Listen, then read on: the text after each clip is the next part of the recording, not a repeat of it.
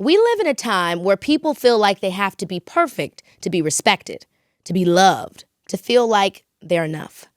But today's guest has always reminded us that becoming isn't about arriving.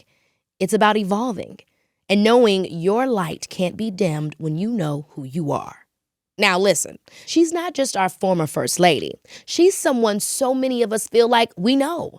Someone we've grown up with, learned from, and been comforted by. A true role model, groundbreaking in every sense, but still honest. Still someone who makes you feel seen, especially Black women, and really anyone trying to find their way. Michelle Obama is in a new chapter, defining life on her own terms.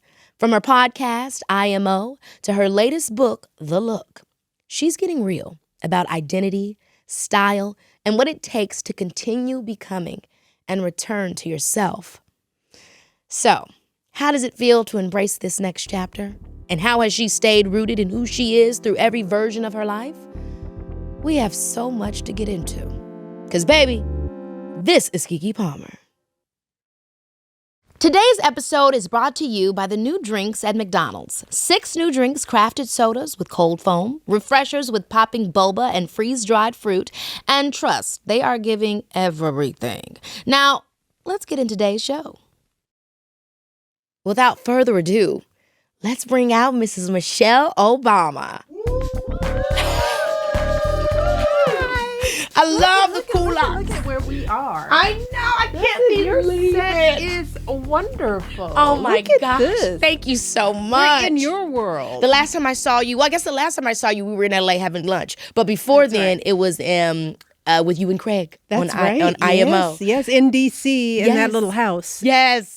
So, Ms. Obama, where have you been the last few days? I've been here You're in in LA. LA. Okay, Yeah, cool. Yeah, we're taping on IMO. Yeah. You know, so, Out of LA now, not DC. You know, it's a little bit of both. Gotcha. Because we have studios now, so we're here, and it's Fabulous. easier to get people because everybody's coming through LA. Yeah. But when I'm on the East Coast, we'll tape in DC. So I think in June we'll tape. But I'm here. I'm here in your fair city. OMG, we're so happy to have you. I knew it was happy shining to brighter. Be here. Yes. Well, I always do a pre-show pull-up with my guests, so I got to do it with you.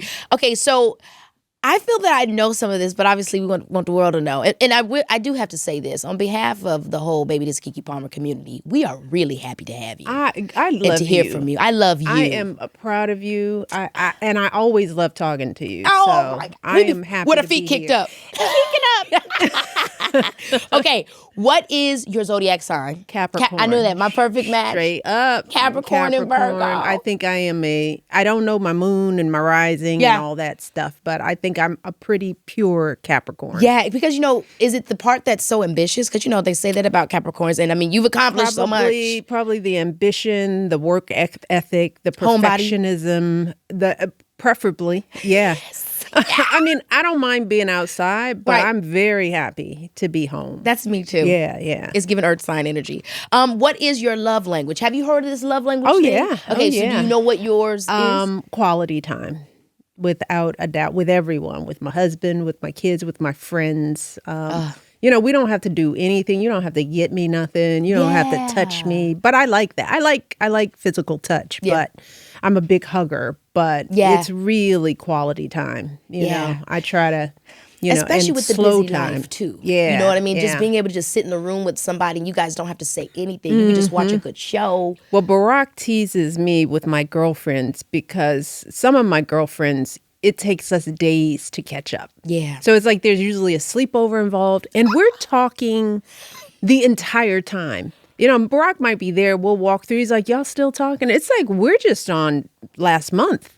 Yes, I live it because that's that grown life. Yes. You do reach a point where it's like, girl, going all the days when we was teenagers, catching up at the end of every night or doing in between classes. Yeah, we're catching up. I'll see you next month. Exactly. So wait a minute. When you said sleepover, I do quickly have to dive into that because what is Michelle Obama's sleepover looking like? Are we having charcuterie? Are we watching TV? Oh, we have lots of great fun. No, really, generally no TV because we're talking so much. I know that's so right. there's a lot of talking. It depends on where we are. This is like now I'm at which house are we? That's fabulous. Right. So we love it. Which house are we? If we're in a spot with a pool, we are outside. Yes, that's why we need those braids on deck. That's what we need.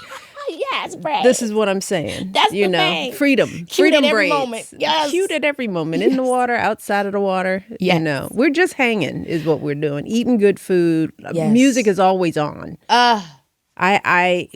And anywhere I am, music has to be on. Now, are you a playlist curator, or do the girls do it? Do Sasha and Malia hook you up? No, I don't mean like no. I just love what I love. So I have my various playlists. So I create my own. Yeah, I love that. Yeah. Who is someone you've met that made you feel starstruck? If that's oh my happened, God. I don't know if you. Oh yeah. But there are interesting people like the Queen of England. Wow. The Pope.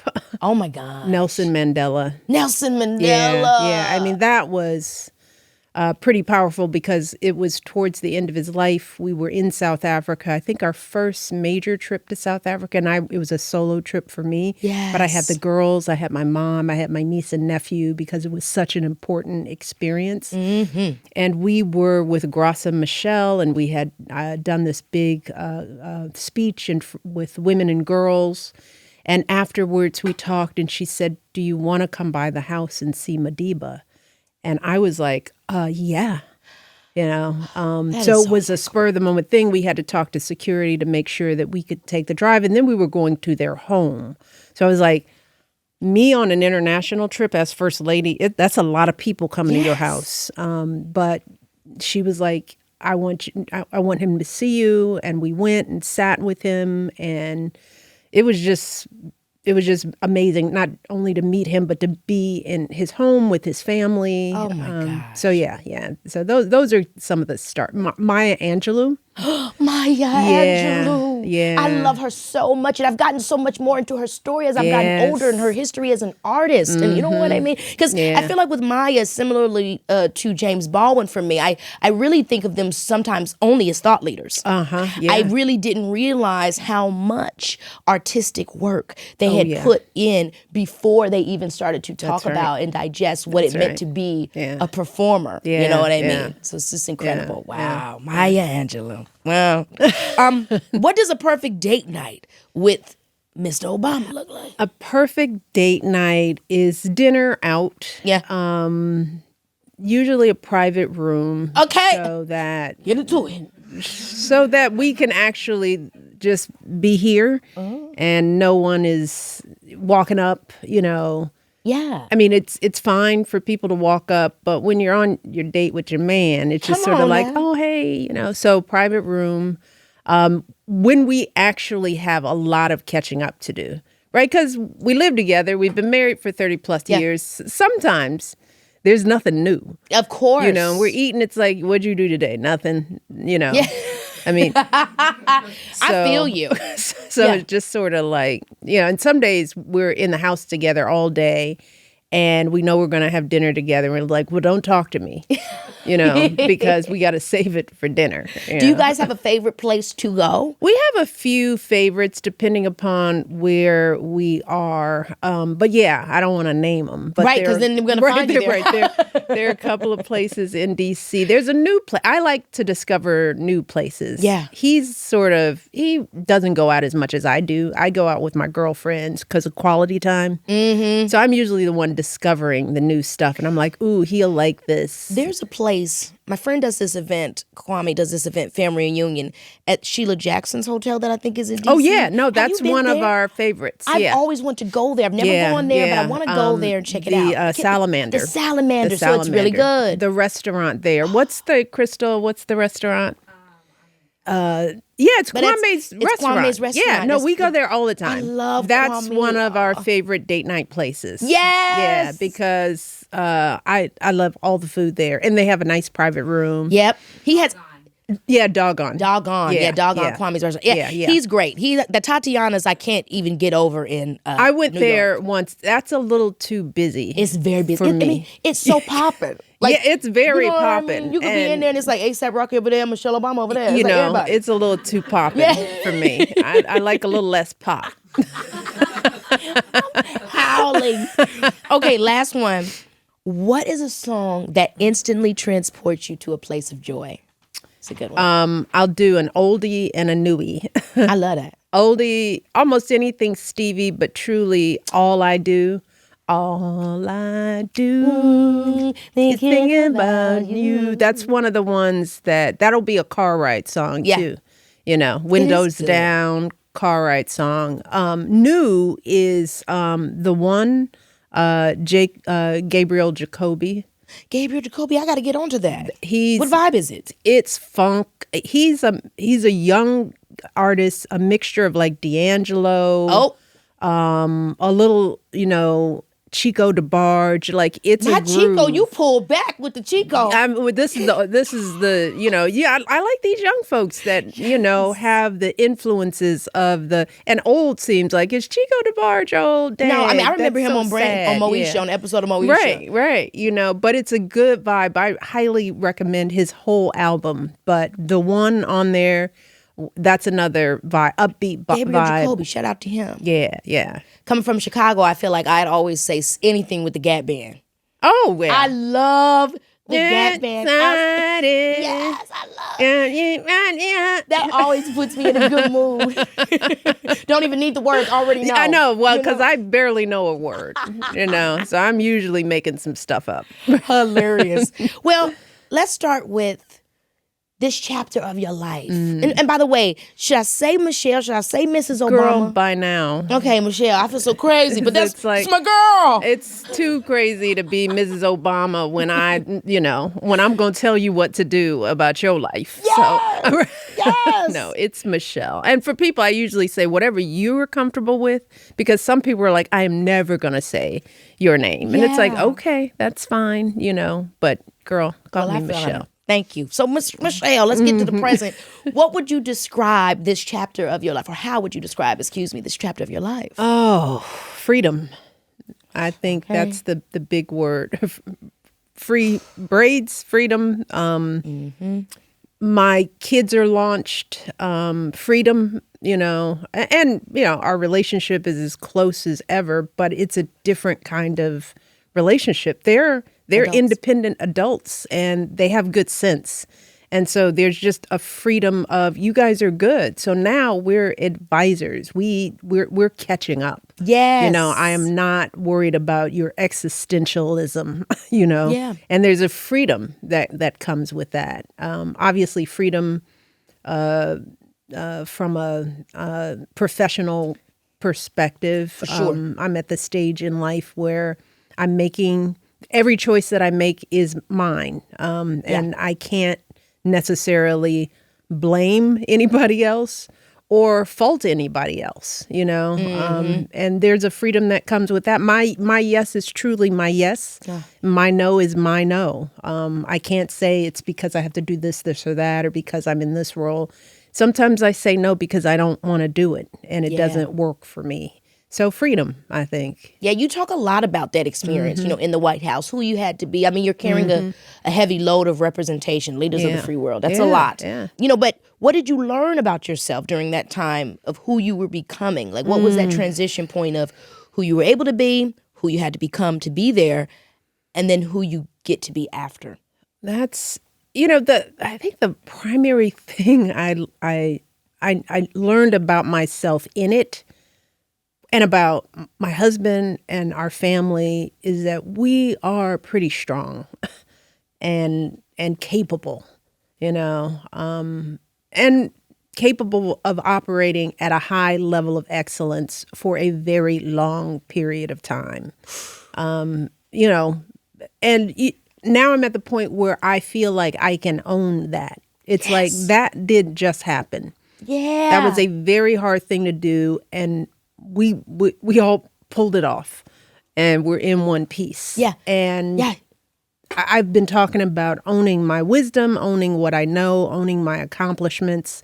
I think we as women don't tend to claim those until much later in life. I mean, I know you are probably still sitting over there going, well, don't give me credit for that yet. And we always qualify and we preface, and I know, and I don't want to speak too much because I'm at the stage where I know some things. I've gotten some things really, really right. And I want to practice not qualifying that, and I think the 8 years in the White House was another, I don't want to say feather in the cap, but it was another proving point for me.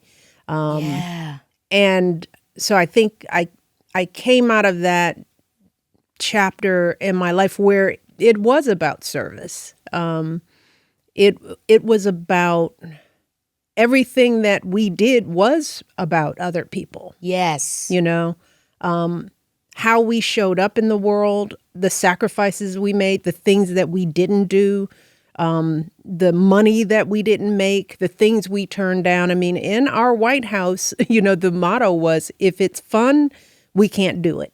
Yeah. Because, you know, you're not there to benefit. You know, I mean, there isn't a law that prevents it, but it's just, you know, you're not there to take advantage or advantage yourself off of the White House. Yeah.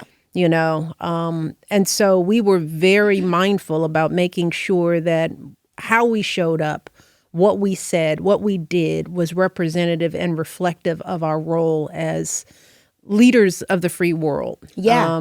And thinking about the kids that were watching us. And so when you're waking up every day, realizing that every word I say not only will be dissected, but should be. And so now I have to be mindful. I can't be resentful of that fact. I have to be mindful of it and be very intentional. Yeah.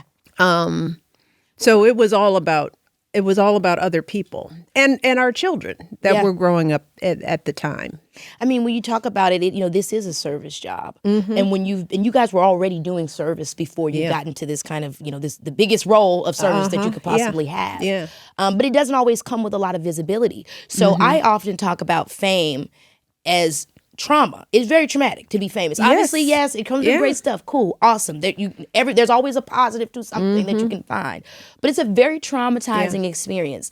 And then not only did you guys have fame, but you had power. Power also is very traumatizing for all of the reasons you just explained. It comes with the responsibility. I have to make sure that because of how people are perceiving me, that I'm not leveraging this. And then I got to think about what they might not understand they're allowing me to leverage to help protect them from themselves. So what were the systems that you guys put in place, especially for Malia and Sasha? Because you guys are adults, right? So it's like they coming into the room and they're shifting the room and they're only kids. What were the systems or structures that you put in place? With them, it was really just trying to keep them focused on their lives. Really, it was really about not putting that pressure on them, you know. So, for example, their job was to go to school. Go to school and be whatever age you're in the grade you're in. And so rarely did they go to events. They could never miss school or something that they had to do for school because something cool was happening at the White House.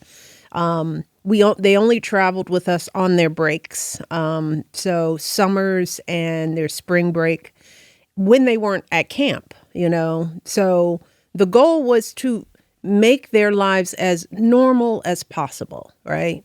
You go to school, you have friends, you are going to do the normal things. You're going to do that sleepover? Yes. You can go to that bar mitzvah? Yes. You want to have a few friends over to the White House, which they didn't want to do oftentimes because that didn't feel normal to them. Right. You know, but as they got used to it, it was like, okay, now they trust to have friends around. So I describe it as, you know, you have a young child now. They bump their heads. They look to you to figure out whether it really hurts, you know? Yes. And if you are like, oh my God, baby, you okay? You know, then they start crying, right? Yes. And if you're like, you're fine, you'll be okay. That's what we did for 8 years. You're fine. Yeah. This isn't about you, you know? Yes. And in the process, they learned a lot. They learned how to be little diplomats when we were traveling. But we also had to structure it so that the State Department didn't create a schedule that was impossible for a young kid to do. You have to set your kids up to succeed. So a lot of times we're flying abroad. We land in the country, usually get there in the morning after flying overnight. You're not getting enough rest because you're on the plane. You wake up in another time zone. You're stepping off the plane into work. It's like, dun, dun, dun, dun, dun, dun. You know, the whole country is there. The cameras, You know, Come on, the guards, the flowers being received. You know, that's traumatizing. It is. You know, because you're barely awake. The first trip we took them to Russia, and it was a couple of countries, but Russia was the first start, and we landed. This is when we learned they maybe slept for 3 hours on the plane with jet lag. So imagine, and they were like 10 and 7. And I had to go in and wake them up knowing that they hadn't had sleep, you know, and you see your child looking up like, why are you in here? Yeah. What I have to get up, you know? And it's like, yeah, sweetie, we're going to land in like an hour and you got to get dressed. You got to get your hair done. They had to be ready. And so they're up, and I was like, this is crazy. I told him, this is ridiculous. It is ridiculous that we are up at this time. It is difficult to operate with a little sleep, but you can do it, you know. So I try not to penalize them. Yes. You know, and Malia, we got off, we went through the line, greeted all the people. We got in the Beast, the big limousine. The kids are already in there. We get in. We're pulling off, headed to the Kremlin for like a day. And Malia says, I've never felt this bad in my whole life. And I said, oh, baby honey, girl. that's jet lag. Yeah. I was like, that's what it is. And we explained jet lag. It's like your body's asleep, but you have to be awake because it's daytime here. After that trip, we told our team, don't ever do that. Yeah. You know, do not, you know, don't plan a trip that if we land, the kids have to work right away. Yeah. They need to. So from then on, it was like if they haven't had their sleep, they'd get in a separate car and go to the hotel. Yes. You know, I mean, so it's, you know, I love hearing you things say that like because that. what can happen when you are a high achiever, everybody becomes a part of it with you. The kids, you know, your partner, your mama, everybody ends up becoming subjected to. And they didn't choose any of it. Right. Yeah. But also, this is an opportunity to learn. But then it's also an opportunity for you to learn how to use your power to create a better scenario. And I feel like I often am finding that for myself. It's so interesting when you feel like you're trying to be of service and you're trying to make a good opportunity and platform and you think it's so much outwardly. You forget that you do have power to say, maybe this isn't the best way we do it. Actually, people need you to say, this maybe isn't the best way to go about doing this. Yeah. How did you get to the point of activating and knowing that you could activate your voice like that in this position? It was just mama bear, and I'm a Capricorn. You know? Yes. So once I figure a thing out, then we're all going to change. We're all going to, you know, and they're a young staff, right? Yeah. You know, you got a lot of really smart young people, a lot of young people around us. They didn't have kids. They weren't parents. We were a young White House. Yeah. You know, we came in with a lot of young energy. And so I had to sort of factor that in and explain to high driving young people in the prime of their career, you can't schedule my kids like they're adults. And you have to tell the Secret Service, you know, because they had Secret Service. We had long, sometimes messy conversations about these are children, you know. So when they were teenagers, Saturday night is Saturday night. They will not schedule their days like we do. So if you're guarding them, then you're on their schedule. And it's a teenage schedule. And it's kind of chaotic, you know. But you're making them drive in your car. So now you have to adapt to how they live. You know, they have to be polite, but they can't be held back because somebody has to make a shift change. But that is a lot of agency. And obviously that's who we know you to be. That's what you continue to show us. And that's what you've been able to show that role of the First Lady, of who, you know, is amazing Black woman in America to be. But a lot of people in that position would just be like, this is the way it is. Yeah. And this is how I have to roll. Where does your agency come from? Baby, this is Keke Palmer, yeah. This episode is brought to you by the brand new drinks over at McDonald's. Okay, y'all, these drinks are officially the outside drinks of 2026. I'm talking concert season, game day season, vintage market season, picnic in the park with a cute fit and a lover season. These drinks were built for any occasion worth showing up for, y'all. The Sprite Berry Blast with Sprite Blue Raspberry and cold foam on top. That's your drink before the headliner hits the stage. The Strawberry Watermelon Refresher with freeze-dried strawberries with a little caffeine to keep the energy going is what you and your girlfriends are going to be sipping at the post-brunch afters. 6 new drinks total. Crafted sodas with cold foam and refreshers with popping boba and freeze-dried fruit that go perfectly with even the chilliest of days and the hottest shenanigans. Before you pull up anywhere, I know you're stopping at McDonald's first, because that's just the move now. New drinks now at McDonald's. Baby, we outside. Over the course of my life and career, the thing I remind people is that we weren't children. We were in our 40s. We were young, White House, as I said. But, I went to law school. I worked in a corporate firm. I ran a nonprofit organization. I worked for the city, for the mayor. I was the assistant commissioner of planning and economic development. I worked, I had a long career where I had professional and personal growth happening all the time, where I went from assisting to running. I've run programs. I was the vice president of community affairs for the University of Chicago Hospital. I ran some things, and you knew that that their value is in your voice. But I think a lot of people coming up, they don't know the value in their voice. Well, you gotta practice it. Yeah. And I had practice, and I had an opportunity to make some mistakes, as everyone, young leaders will. Yes. And I had professional responsibilities from the get-go in my life. So coming into the White House as First Lady, I treated it like another job, like another startup organization. Yeah. Like there wasn't a roadmap or a vision, because you create that. And I had done that a million times over. So I kind of said, okay, what are the things that I need to accomplish that are in line with what the president is doing? How do I build my team around it? What are my goals and my, so that was the no-brainer part of the job, right? Yeah.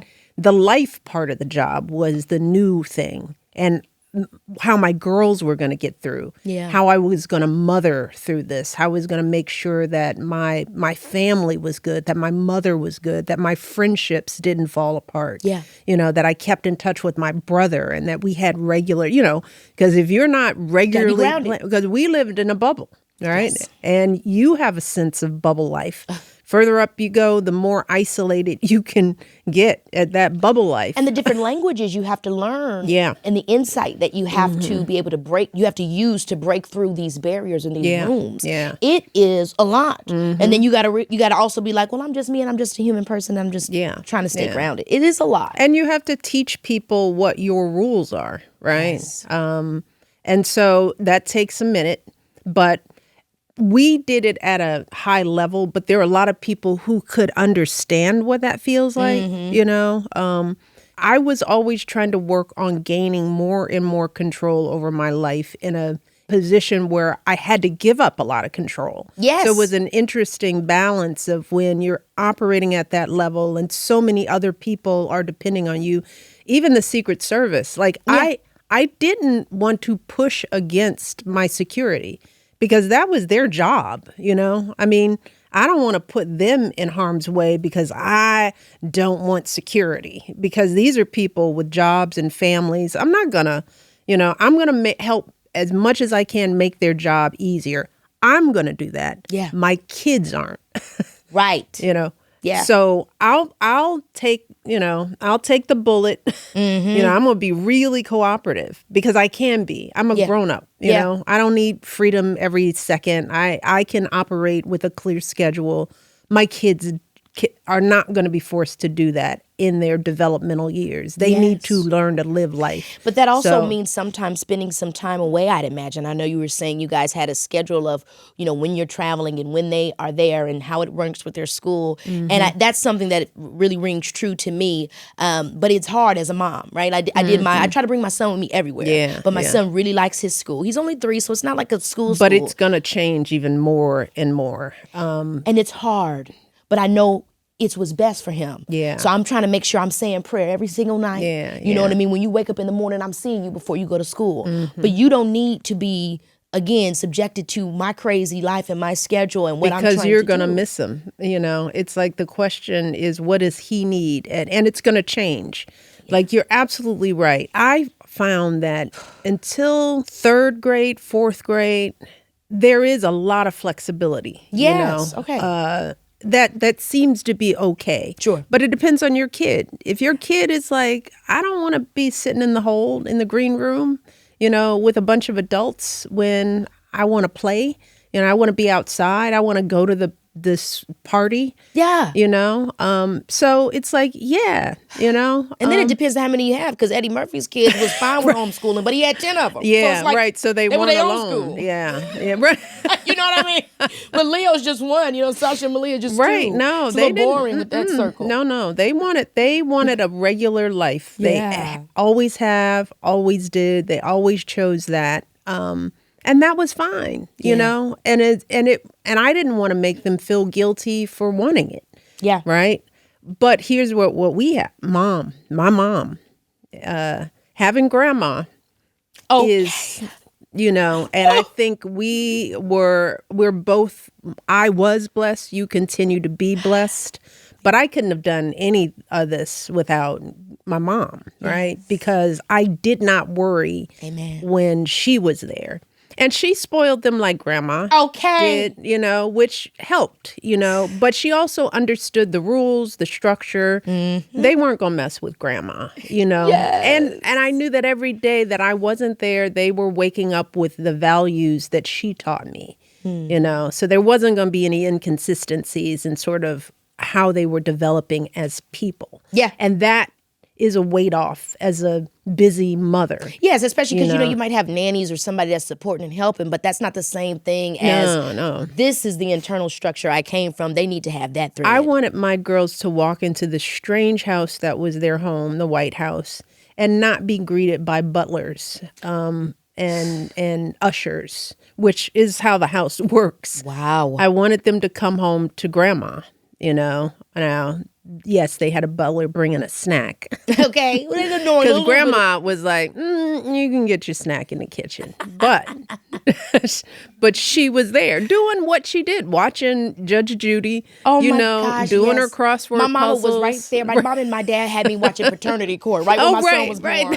We love that lady. And she loved, what's that, Below Deck? And every court show there was, and they'd come out, do homework, sit with grandma a little bit, and it was just that made the White House feel like home, whether we were there or not. And that can help. And not everybody is in that position where they have extended family or that mother figure or father figure. It becomes trickier. But what I'm hearing you say is even when it's a daycare, you don't have a nanny or you don't have these extra things, or maybe you don't have your mom or a parent around, it's important to say that what's best for your kid is also what's best for you, and making sure that you don't feel that, like, it's okay. You don't need to feel guilty about doing what you got to do to make sure that they have the best life. I think the damage comes in is when you parent out of guilt. Yeah. It's like, no, still parent them. Don't be like, Mom, sorry. And it's like, no, I'm not sorry, and you don't need to be sorry. You're fine. You were loved, it's like, so again, you bumped your head. This is an interesting circumstance. We tell them how to feel about it. Yes. Right? Yes. We model how they should feel about it. That's why it's like, if mom has to work, And I love what you're saying, because that's a great scale as well as watching you guys also, watching your parents be leaders of the free world and deal with so much structurally, whether it's misogyny, being black, systems of power. See, that must have been also a lot to think about. My kids are watching me. Yeah. And I need to show them how to feel about that. Because I think about that with my mom and my dad all the time. Growing up in Illinois, Oh, yeah. honey, every Oh, area yeah. was segregated. Oh, God, and my yeah. experience, my first experience with those kinds of structures, I was only 5 years old going to private school. And I had to learn from my father. That's why there's no man that I respect more, because he showed me what it feels like when I bump my head. Yeah. And it's okay. I'm good. Yeah. I'm good. And I know how to move forward. So, And also that none of this is about you. This is their issue, right? And that's where conversation, look, I don't care how busy I was or we were growing up in our family, in our household before the White House, we talked. yeah. And that's another thing you got to know. You can talk to kids at all ages and explain so much to them that they'll get. You can't, you have to alter terminology. Don't give them too much information way before they're really asking for it. But giving your kids some context about what's going on, explaining the real for them. Yeah. So that they don't feel crazy and that they don't feel alone in it. I always had that. I grew up in a household where kids were allowed to ask questions, have feelings, had to be respectful. Yeah. Get a whooping if you weren't, right? But I hate those damn whoopings. Those are too much. Glad we retired them collectively. but I still like kids to know what they are. Yeah. Like, I just want you to know it's possible. I was trying to reach so far in my bag with this whole gentle parenting thing. Like, how can I get my son together? Oh, Because these no. little boys will try you. So I took back to my grandmama thing, and I'd start doing this like, I'm going to pinch you. Oh, I do. The pinching is kind of cool. What the girls always talk about is that underarm grab. Yes, yes. Like right here. It's like, come here. And it's just a little, and it's like, oh, and you see their face and it's like, don't say nothing. There has to be some physical touch. And then they were there to be a little bit, because if you get it in there early, yes. then they you're know good. that it's possible. And now you can be like, now you have a look. You have something to reinforce the look. Yes. So I agree. gentle, I don't know about completely gentle. It don't work. But I do believe in fear. Yes, I mean, but also I think about it this with kids too, right? Where this started to hit me as a parent, which is the world's going to show you consequence in a way Yeah. that I have no control over. Yes. So if I don't teach you a level of understanding it, That's then I right. risk your life, damn That's near. right. So it's like, And look, I think I gave out 1 or 2 spankings. Yeah. And then it was psychological warfare because I was like, I shouldn't have to hit this child. Right. I am smarter, So consequences are real, and the Yes. kids talk about, you go out with a group of kids because we were always with them, but you tell them we're going in a store. If I have to call you once or twice, or a birthday party, and I call you at Chuck E. Cheese and you up in that ball thing, and I want to call you and you come back so I know you're not snatched. And if I Okay. call you more than twice and you don't come back, there was only 2 times, and I've told other parents this. I said, in the car, if I have to tell you something more than once, we're leaving. oh, that's the worst. Yeah, it's true though. But if you say it, you got to do it. And they still remember the time we left. Snatched up because it was almost a plan because I wanted them to know when I say the day will be over. Yeah, it's over. It's over, right? They Yes. remember that to that day. And they got lectured all the way home from the party before the cake. They were like, no cake. It's like, no, you don't get to stay. And then they, got home. Home wasn't fun. Yes. You didn't go home to have fun because you just got in trouble. Oh my gosh. That was me with that phone. When my Yeah. mom and daddy took that phone, oh my gosh, I was on the floor rolling around. It was bad. That technology thing, that really helped and came into handy with the parents. But they were like, give me your phone. No. Great. So Daddy, please. You just find the thing that they want the most and take it from them. You've always shaped culture. However, you guys have always been under a magnifying glass. So a lot of times I feel like you probably had to be careful of what to share, when to share, because safety's involved.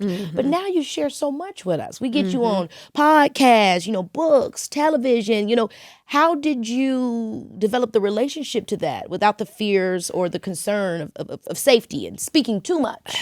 Yeah, it's a delicate balance, but I think in the early stages, before people knew us, right? I mean, as they were coming to know us, what I learned is that if we don't define ourselves on our own terms, other people will define us, right? So sharing to me became a necessary, I don't want to say, defense. Yes. It's like you all have to get to know me because they want to turn me into an angry Black woman, right? And so, I hate that movie. yeah, right. It's like I hate that movie. It's so true, and it's so old and so tired. Seriously. But there were assumptions, biases, prejudices that were slung our way that I think required us to be known fairly quickly. So, and look, we like who we are. I mean, there's not much to hide, right? But I also believe that in these roles, it was so important for kids, our people, folks who had never been in these positions before, to see us in our full selves. Because it's very easy when you are up in that territory for a child to look and go, well, I could never do that. I could never be that. There must be something different or special about them. So a lot of our sharing was like, wait. Let me tell you how I grew up, so that you don't just see Michelle and Barack Obama, but you see little Michelle and little Barack and all the challenges and the mistakes that we made and the fears that we had, because I think that helps us connect with people. Yeah. So I don't think we were ever really afraid of sharing, because I think that's how you relate to people. My first campaign stops were all in Iowa, and just telling people, let me explain who we are as people. Yeah. Like, I'm not going to talk to you about policy because right now you don't even know me. Right. So let me tell you about how we live, how we grew up, the food we ate, the values that we were taught by. Let me tell you about my father, right? Just like I felt the way you felt about your father, about mine. Working class guy, but smart and sharp and honest and kind. And wise and patient in ways. Right. Yes. Like most people, a lot of people's fathers, but that's the way we connect to other people. We don't connect like, here's my resume. I went to Princeton. I went to Harvard. That to me separates us because those are rare experiences that actually don't say anything about you other than you got into that school. Yes. But it doesn't say what kind of person you are. And then it also allows people to be becoming beside you, which I think, again, that type to becoming is so incredible because it's really true. And that's where we are now in our relationship to media, to personalities, to identity in general is proximity. Yeah. Who are you becoming? And how do I become alongside you? That is the point of connection. And I think sharing parts of ourselves to me is it's the gift that I can give, It's sort of mentoring en masse in a way, right? Because how do I pick a mentee? Okay. I mean, the girls want to know. But I'm saying I can't have just one mentee. Yeah. I'm trying to reach many. Yes. Right. So that means I have to put some stuff out there in a bigger, broader way. That's how I thought about writing my memoir. Yeah. It's like, let me really tell you who I am. Let me let you in, and I don't want to talk just about the White House years because that's just the dot on the I of my life. It is one 8-year period.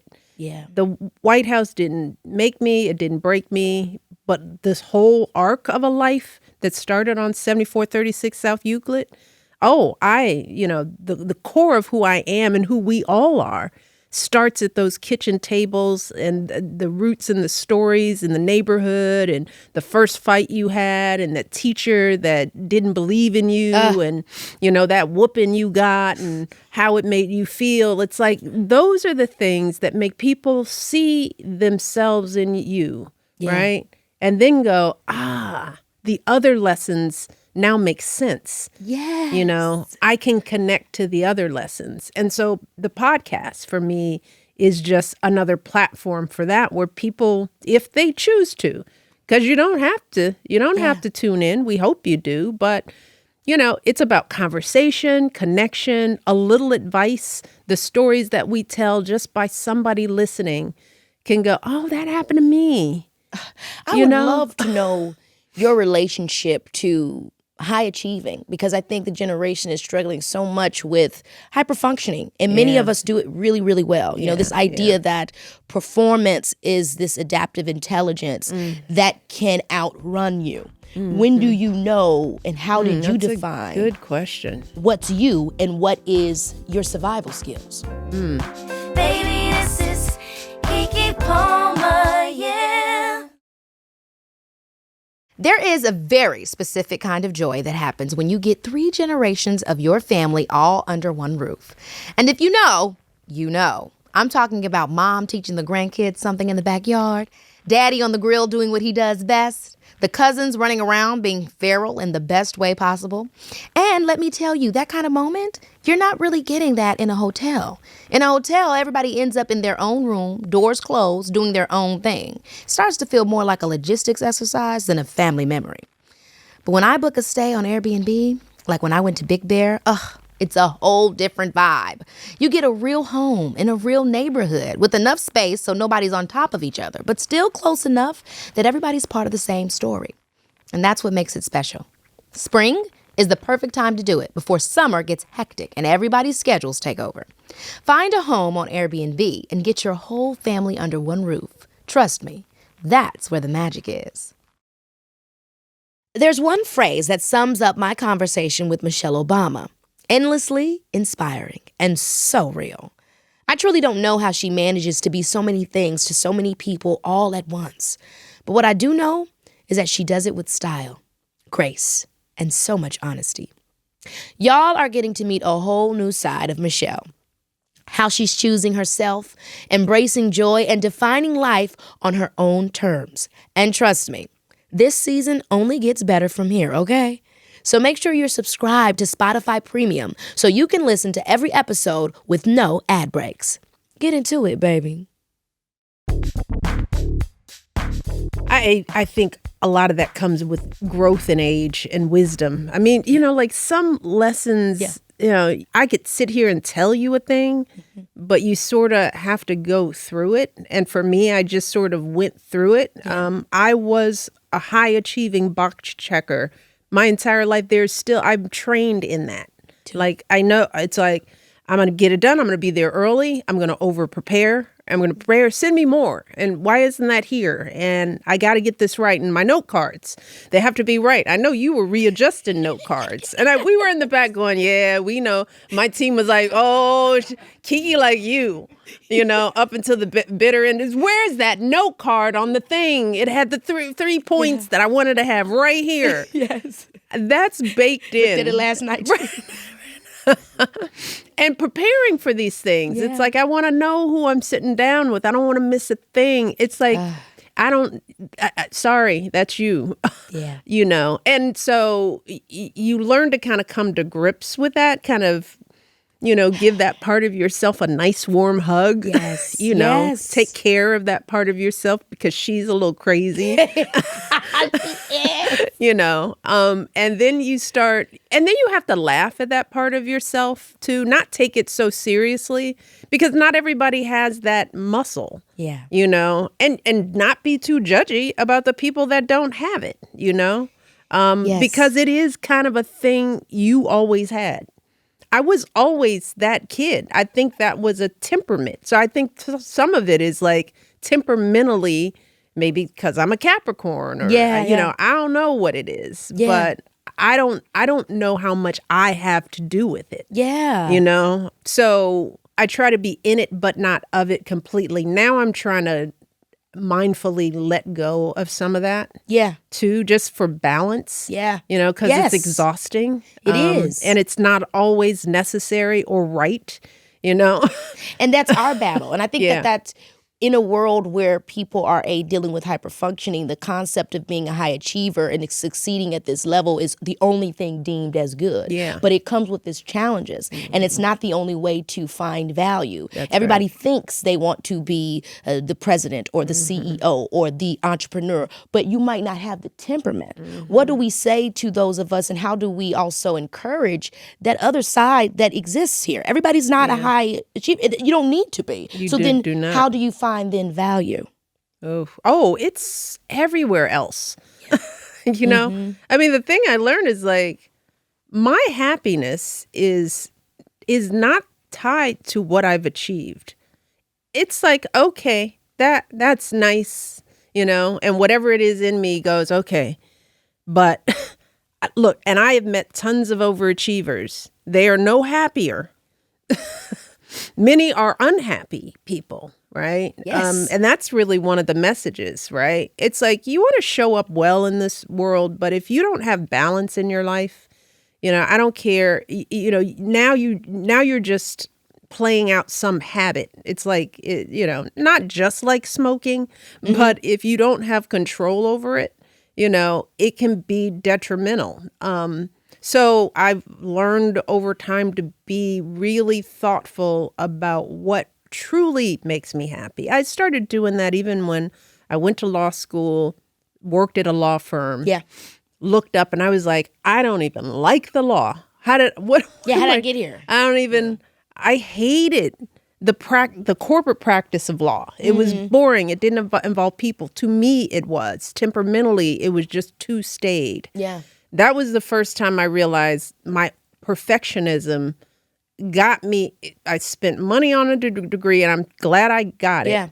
But it had nothing to do with what I wanted to be. And because I could do it, I did it. Yeah. Yeah. And then I had to start thinking differently. Not what I could do, because my hyper perfectionism, you put me in the desert. Yeah. And I'll figure out how to make it work, right?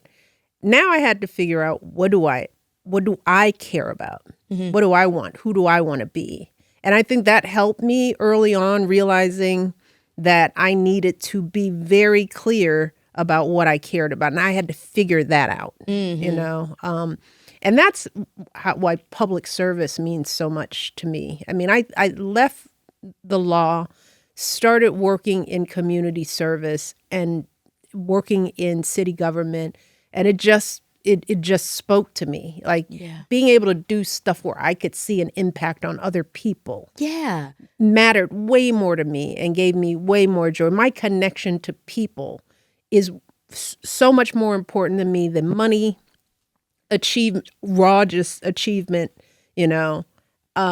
So it took me a second, and you kind of have to slow down and get off of your path in order to give yourself a minute to really reflect on what that is for you. Because what it is for me is different. You know what I mean? Or you feel called to be a steward. Yeah. Well, to be a voice in that way. To hear a call, you got to be quiet, right? And overachievers, we're so busy sometimes that the noise drowns out the call, Yeah, I'm in that phase. I'm in that phase, especially having done something for so many years. Yeah, You know what I mean? I think, my version of that, of law would be entertainment. I've been performing for so long, and I've always loved it. I'm sure there are things you always love about law. No, there was nothing. But but I understand. You know what I mean?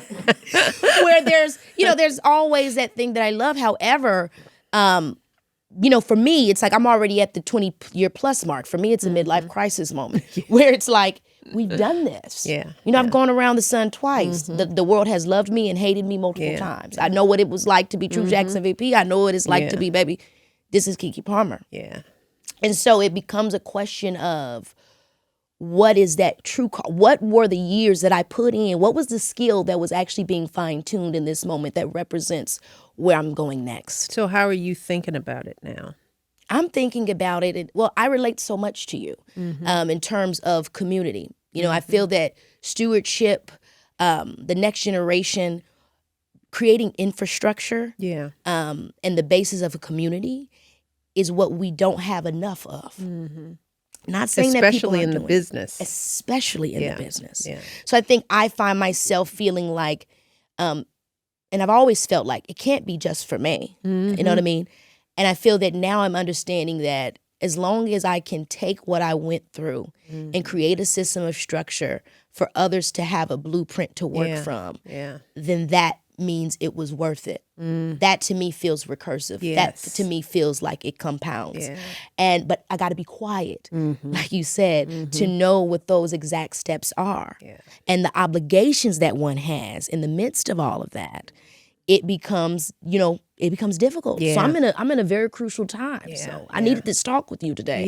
To understand how to navigate my turning point. We've talked about this community piece and the organizing, and the more young people in the business that I meet, the more that I realize that all of you guys are spinning and moving really, really fast in your isolated bubbles. And you didn't have the time, especially young actors, to learn the importance and value of networking. And networking seems a little bit too professional, but creating relationships with each other, real, just straight up, not we're going to do a deal or a project together, but let's get some coffee and come over to my house and let's get to know one another, right? Not for the purposes of a project, but a purpose of your peace of mind. And having community and other people that you can just go, whew, this happened today. And sometimes there's no answer, but it's sharing it with somebody who really, really knows. And it takes a minute to do that. And I see how difficult it is because, I know a little bit about what you're doing now. You got this project and blank movie, and I just saw you on 12 other things. It's like, Keke again? Literally, giving Keke again. I love Keke again. That movie again. I love that movie, but it's like, and your mother, and you're trying to, and like we're talking, there are chapters for that too. Sure. So you also have to forgive yourself, I mean, maybe this isn't the quiet time for you. You'll know it. Because in this business, you also got to get while you can. Everybody's profession is different. I just hope people listening is like, we're talking about where we are, what we did. It's the process of figuring that out for yourself in your profession. But talking to you, it's like, you're at an interesting, wonderful peak in life. And even though you feel like, you're having a midlife crisis, you are a baby. Goo goo gaga. Yes, and enjoy it. Keep the pacifier in your mouth and enjoy it, and understand that you can be a bunch of different things. You got 5 more careers to go, right? So that's the overachiever part, because then you'll turn that into like, I got to figure this out right now. And it's like, just doing that last night. It's like, I came from a conference. I was like, now my next speech. Yes. It's crazy how it eats you up, But I love everything you're saying, and the way that you reinforced the conversation around grace, and the grace that I should have with myself. And, I was talking to my parents last night too, and saying that so much of what I'm spinning about could also doesn't have to always be compressed into this, but can be simply supported by, I'm grateful for what I've done today. Yeah. Forget That's that. good. That's good practice. Yeah. That's a good thing to start practicing, because there's a lot of gratitude for you to have in this moment. And you're somebody's mother. That's a huge emotional suck in the best possible way. Really? But that's why I want to talk about, let's talk about the drain of that other living human being that you care the most about. Girl, I seen somebody trying to talk about, by the way, Rihanna looked amazing at the Met Gala, but I seen somebody trying to talk about her. I'm like, she got 3 kids. She got 3 kids. The hell you mean? Showing I'm up. glad she got outside today. Really? That's Three kids, you know, you got these kids. They're great. But it is real. There's no moment where you're not resting. There's no moment where you're not worrying or thinking or making sure they're okay. That do they feel loved? And it's gonna get now as they grow, you know, how are they learning? What's school like? What are they interested in? Yeah. You know, who are they becoming? How am I'm helping them? You know, and then they, you know, maybe a boy or girl shows up, you know, and now there's that stage of it. Somebody hurt their feelings. And Oh now my they're gosh. you know, it's just, this is why the freedom is that, like, I'm on the other end of that. And they're 28 and 20, I have to do the math. I know it's always like that. 3 years apart, 25. 25 and 28. Yeah, 25 and 28. Yeah, that's crazy. There is just a different freedom you will feel. You're not close to there. It'll happen. It's going to happen fast. Yes. But, you know, you also have to understand that is sitting there. And you're a single parent, too. Yep. For now, right? Yeah. Yes. You My know? son's dad's in the military. You know, we're not together, but it's even more distance when you in Germany and he, you know. That's right. I'm all he has presently. Yeah. That's so tough. be mindful of that as you start saving the world, right? You got to take care of him first. And so the time for you to maybe actualize some of those other things may not be in this season. And that's something that I learned, you know, when I was a parent and Barack was running he was a state senator. That meant he was in Springfield, Illinois all the time. And then he was a U.S. senator. That meant he was in D.C. And we had little kids. And I wasn't driving as hard in my career. I didn't stop it, right? Yeah. And I almost did. I almost quit and said, trying to juggle all this and the worry about my kids, I will just call it a day. But my mom retired and she stepped in. I got another high profile job where I negotiated a different level of flexibility. Yeah. So I didn't stop. And I tell a lot of young women, young parents, is that with parenting, you may have to take your foot off the gas, but you don't have to brake. You know, Right. just slow down and don't be frustrated with yourself because you're slowing down a little bit, right? You don't have to get out the car and lock it up and put it in the garage. Yes. But it's okay to slow down a little bit. And I found that I did that, had to do it for my girls. And I'm still here with all these accomplishments and still more to come. That's why, like, if we're blessed, life is long. You know, so just remember there are these chapters. Really, these chapters, you don't get it. You don't get it all at once. You don't get to be a great mother, have 8 jobs, and then add 2 more. I love when you've spoken about this because you've talked about that. That whole you can have it all, that's a lie. And it's not always enough to lean in because that doesn't work all the time on the Becoming book tour. I want to talk about that because that's also what I'm waking up to, you know, and I think most 30-somethings, you know, we felt that it's sobering to realize that truth. Yeah. Because you believe that what kind of keeps you going for a long time is this utopian belief, you know, like you, Dorothy in The Wizard of Oz. Yeah. You know what I mean? That things are going to, you know, if I'm just good enough, if I'm just kind enough, if I'm just, you know, the math doesn't actually math though. Yeah. The equation is always changing, you know what I mean? And so are the variables. For women, for minorities, for, not to, diss on white men, you guys are good, but I think there are barriers and roadblocks for the others. Sure. That, the world isn't fully set up for us. Yes. For the math to math. And that's not in our heads. That's not, there's no affirmative, there's no need for affirmative action. Yeah, no, there is. There's a lot. There's a lot of, disadvantage and edge and that makes it even harder. Yeah, even if you just take the emotion out of it, and I talk about shapes. It was built for rectangles. I'm a circle. That's it. That's right. We can remove color, we can remove sex, we can move all of it. This is built for a rectangle. That's right. I'm a circle. Yeah. Trying to push through it. Yeah. And I'm fitting. Right. Perfect.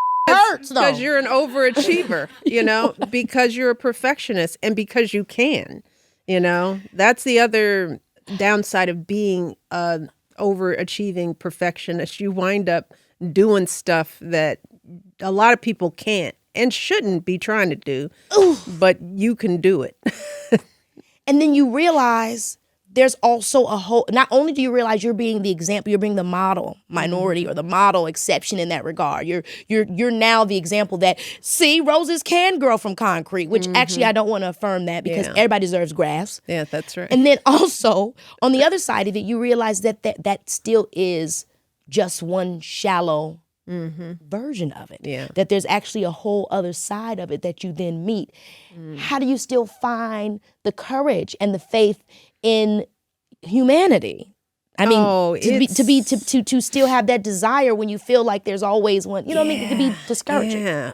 Oh, you know, because of Maya and Rosa and Nelson, you know, I mean, shoot. We're still sitting really pretty, you know, in the context of history, you know, which is why we need to know our history, and our meaning the country's history, the world's history. That's right. You know, that context helps because we are the products of the advantages and the struggle and the hard work. You and I sitting here. That's right. You know, where we've been, where we still can go. Yeah, it's hard, and it's harder for us. Everything hasn't been fixed. Yeah. But we are moving towards better. And there's some bumps and roadblocks, you know. The ascent is never a straight shot. It goes up and down as long as the projection is heading upward. And we're living proof that it is. And so we have to be mindful of that, even as we work to improve it or not accept what is here. But, you know, shoot, humanity did this.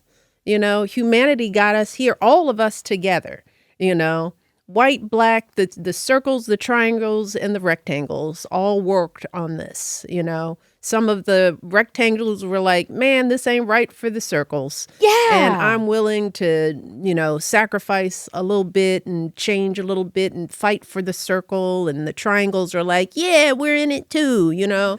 That is our humanity. That is happening. And we have to look at each other and give one another the benefit of the doubt that we're circles and rectangles, but you're looking out for me. You know, you might not know how to look out for me every time. And maybe sometimes your interests might not completely align with mine because you still have your interests as a rectangle. Rectangles are still trying to be rectangles. You know what I mean? Know? And I get it. You know, it's like, yeah, you know. We all got to go in the box, though. We all have to go in the box. You know, so how do we do it? And we're working on it.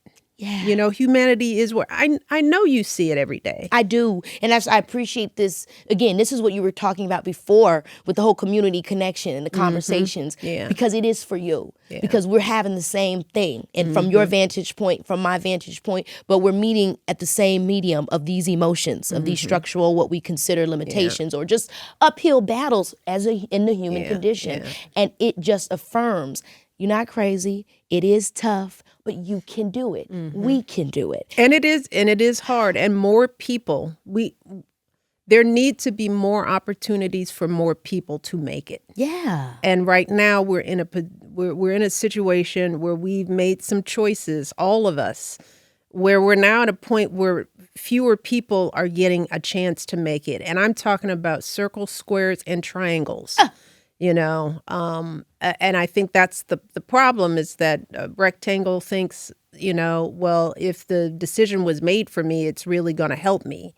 And in these times, it's like, nah, you getting screwed too, rectangle. And as James Baldwin always said, you always were. Yes, always were. It's becoming clear now because the places where... Well, and hopefully it's becoming clear now. Yes. You know, I don't wish, you know, hard times on folks, but I do wish clarity. Yeah. You know, and context and understanding so that we can get to the business of really continuing to improve things for all of humanity. I'm talking about everyone. Because I think people were able to keep that branding alive when we didn't have social media and you couldn't see that everybody wasn't living the same. Yeah. Despite what you were told they were supposed to have. Yeah. We can see the different parts of the America where, wait a minute, this is like a Harmony Korine film. Yeah, What's yeah, going on? yeah. You know what I mean? There's a lot more precious and a lot more gummo or whatever you call it happening than you would expect it to be. Everybody ain't Full House or Step by Step. Yeah. So, with that, that's how they made it seem when we were kids. That's right. But it's not true. And so,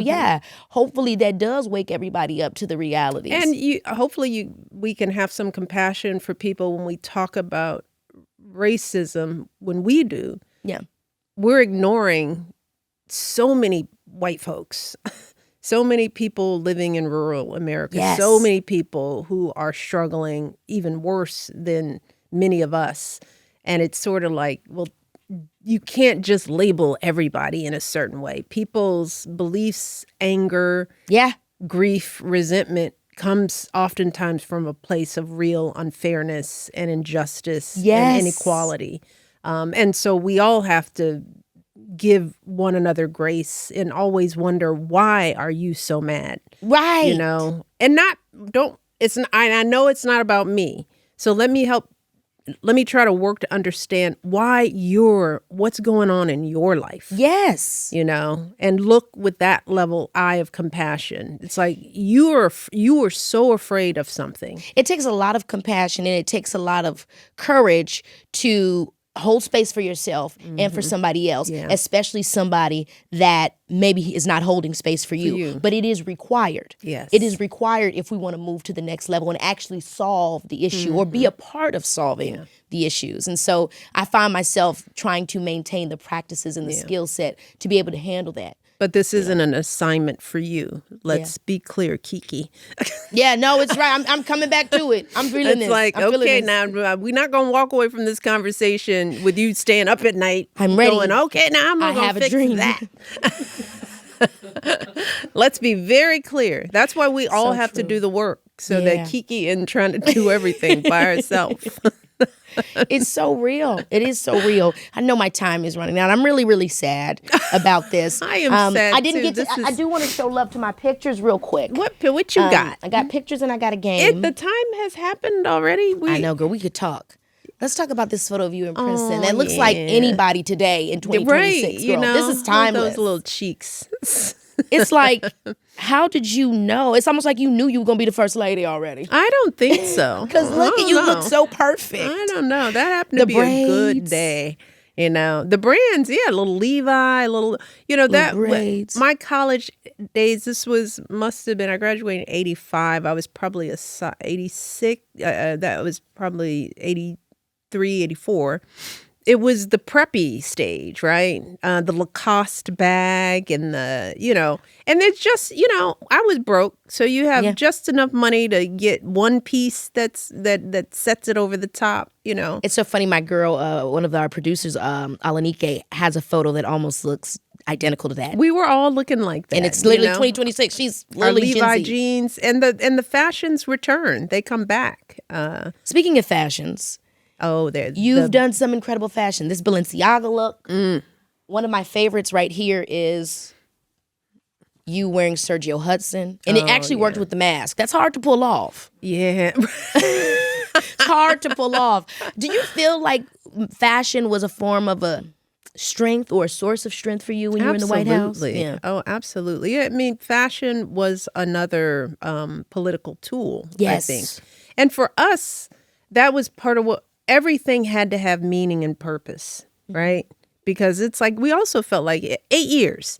So everything we do, we got to get it in. Yes. We got to get in. We got to be saying something, and fashion was a part of that. Who I wore, the designers I wore, the fact that I would wear Target as well as, J. Crew. We loved doing J. Crew as well. Because that's how we all dress. Women, it's like fashion isn't just about Balenciaga and the that crazy expensive boot, you know? Yes. It's like you can turn a dress from Target into something, put a belt on it. This is what real fashion is when you don't have resources, you know, and you can still take a thing, which is how all our mothers and aunties and the women at church making their clothes and putting on a hat and Oh my gosh. looking at a magazine and getting a little inspiration, but turning it into their own. And, you know, we wanted to make that statement through the clothes that I wore. The look, Michelle Obama. I also want to point out this beautiful shirt that you wore in South Africa. I think you were there. Oh, gosh. With your mother here on yeah. the blouse. I'd have on the to dress. get a reminder whether the designer was South African or from the continent, right? Yes. My stylist, Meredith Coop, you know, we were in South Africa. So usually I didn't wear foreign designers as first lady because I was always like, I need to rep American designers Understood. of all backgrounds. So this trip we were like, yeah, let's find the hot new African designers. And that was one where he, you know, worked on prints and could take a picture. And Meredith kind of surprised me with this print, you know, taking a picture of my mom. And I was like, oh my God, this is amazing. It's really, really beautiful. Really Michelle. a beautiful tribute and just super fly and super comfortable. Yeah. Okay, I know I got to get out of here. Congratulations again on the podcast IMO with you and Craig. It's really taken you, off, honey. and I had so much fun. Same on to it. you. Who would be a guest that you would want on there that you haven't had? Oh my God, we just got started. Dolly Parton. Dolly's So my let girl. me give a shout out Who? for Dolly. RuPaul. RuPaul is one of those. Celine. Oh my Dion. God, Celine Dion. Yeah. I mean, I could go on and on. I think some of the younger new I wonder if artists Catherine out Jackson here, would come over there and talk to you. you know, I mean, I'm still about making sure people feel if they're not comfortable. Yeah, you know, because yeah. that's also part of it. It's like our podcasts are about conversation and vulnerability. So people, if you're not ready to, I'd love to talk to Diana Ross. Oh my gosh, that has You to know, happen. It'd be great to have her and Tracy together. It would be. But, Yeah.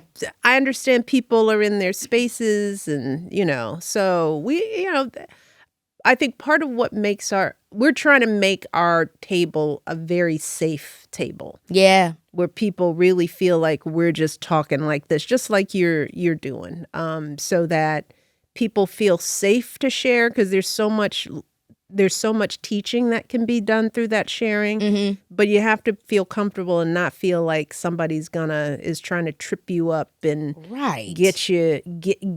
I've been in those interviews and they are irritating.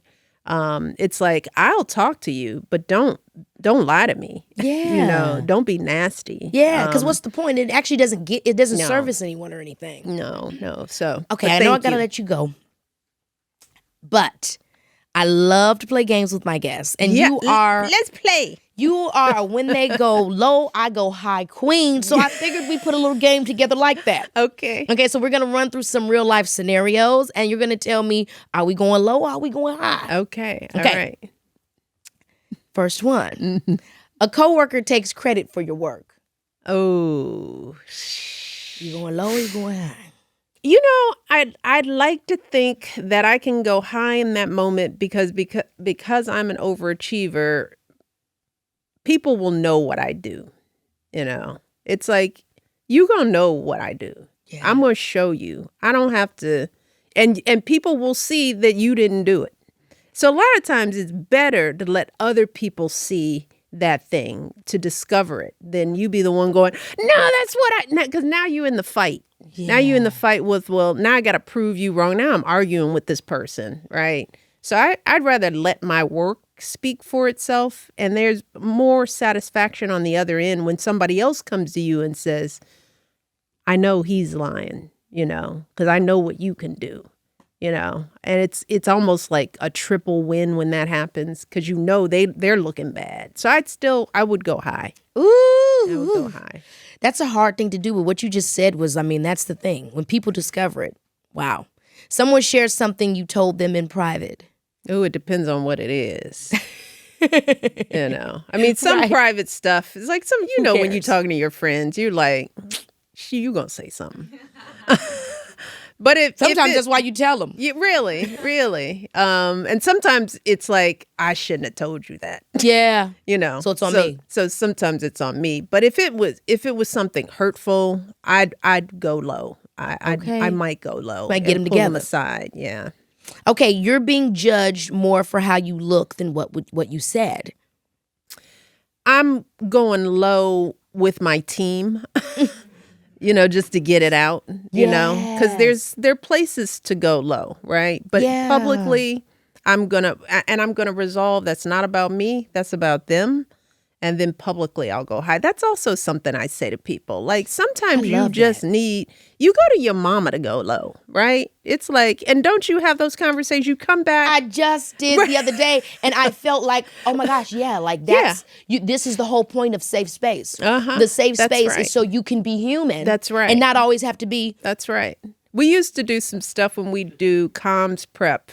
Crystal knows where, you run over the questions, especially with the, mainstream media, just so that I could get a chance to give the answer I would like to give, and I would do it in front of the team. It's like, well, what I will want to say is like the bubble. We talk about, this is the answer that would shut down the presidency. Imagine if I said this, and then the team would laugh, and then they'd be like, but you're not going to say that, right? Oh, and it's like, my gosh. maybe. You don't know. So we try to have fun with it, laugh about it. That made me get think it about out that there. movie with Viola Davis when she was portraying you. Oh, That yeah, scene. I didn't watch that. That's the one thing I can't do. Okay, love Viola. And I'd So- love to get Viola. Yeah, right. We can talk about that scene.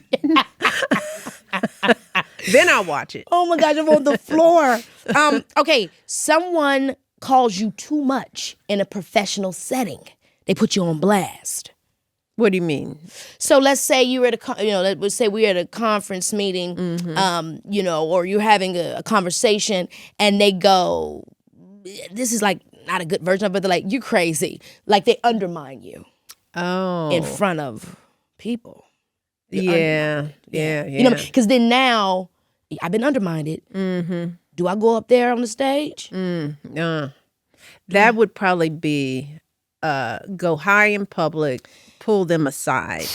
It'd be like with the girls, it'd be a verbal kind of snatching up, just so that they can look me in the eye, and be Why like, would you do that? Don't do that. I know what you're doing. I'd probably give a medium warning with a little touch of going low. That arm grab. The little arm grab, and with hopes that would straighten it out. Yeah, because that's tough. That's tough. When people act silly in public and they leave you. Yeah, I've never had that experience. Yeah. There's also kind of setting the tone that you might do that, but you're not going to do that to me, And I think that's, okay, you lead with your chest a little bit in life. Yeah. So that, you just sort of set the tone for, don't play with me like that. Yeah. And that's learning your voice over time. I think you earn some of that. Sometimes in the process of earning it, you got to suck it up, because maybe you don't have the leverage. Maybe they're coming after you because they can, right? Yes. All of this is circumstantial, but, sometimes you got to pull a person up. Yeah. And do a little low. That's where it's a little bit of everything. A little low, a little medium, maybe a little high later on down the line. You come back on them. I've done that. Yeah, come back. I've done that. Okay. Last two. Someone misinterprets your words in a public space. I'm sure that you experience this a lot. Yeah, but I think you can go high and check a person. I would, going high doesn't mean correcting the truth. It's also tone, how you do it, Yes. Just because, you don't have to double back down and head pop and everything, Yeah. right? Just be mindful. Again, going low, going high isn't about becoming a victim. I mean, that's not the intent of the, it's not like just taking mess. But it's how you do it. when you do it, right? And what are the words that you're using, right? You can check somebody with a smile.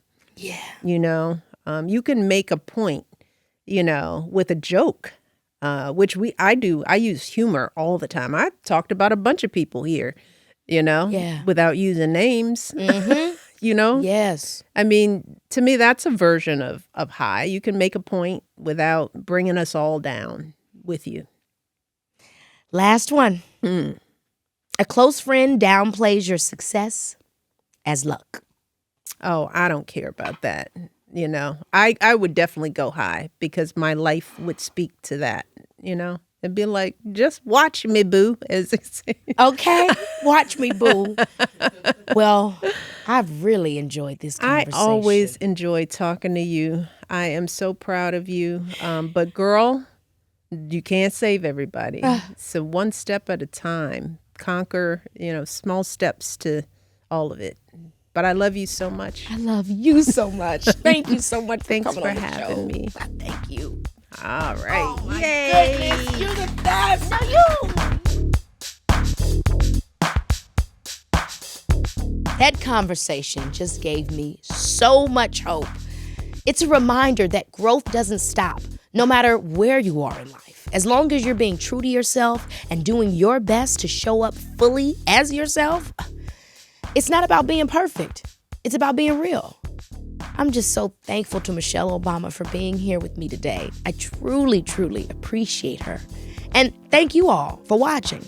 We'll see you next time on Baby, This is Keke Palmer. Baby, this is Keke.